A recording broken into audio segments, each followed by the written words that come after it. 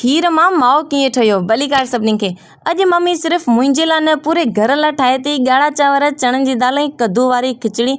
हिकिड़ो त गर्मी ॾाढी आहे, ॿियो खिचड़ी ठाहिण बि आसान आहे। देगिड़ो चाढ़े तेल विझी हिन में विधई पहिरीं बसर हल्को सो गोल्डन थियो। हिन में विधई चटणी, ॻाढ़ा चांवर ऐं चणनि जी दाल जेकी पुसाए रखी हुई। इन खां पोइ हिन में ऐड कई कद्दू।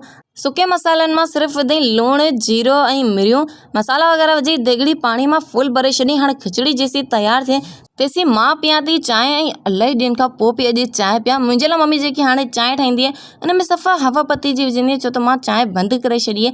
मां जेसी चांहि पीती तेसी असांजी खिचड़ी बि तयारु थी वई हुई, ऐं इहा एॾी त टेस्टी ठही हुई।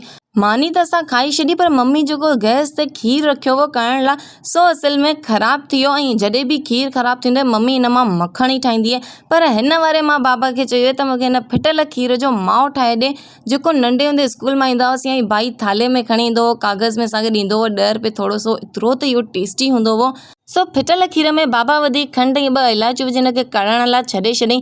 तेसी असां फुला ऐं भुॻड़ा खाधा। हिनखे वापसि चेक कयासीं त हिन में पाणी थोरो न ज़्यादा हो, इन लाइ करे बाबा हिन में ऐड कयो खोपरो ऐं हिनखे तेसि ताईं हलाईं जेसि ताईं हिन जो पाणी सुकी न वञे ऐं हीउ ख़ुश्क न थी वञे। तयारु त हीउ थी वियो, पर असांखे हीउ गोल्डन ऐं थोरो सो उखराइण वारो खपियो ते। बहरहाल असांजो फिटल खीर जो माओ थी वियो तयारु। ऐं जॾहिं हीउ तयारु थी वियो त छा त हिनजी ख़ुशबू निकिती हुई। तव्हांखे हीउ फिटल खीर जो माओ वणंदो त कमेंट्स में लाज़मी ॿुधाइजो, ऐं नंढे हूंदे हीउ कीअं खाधो आहे इहो बि कमेंट्स में ॿुधाइजो। हाणे वीडियो खे एंजॉय करियो, बाय बाय।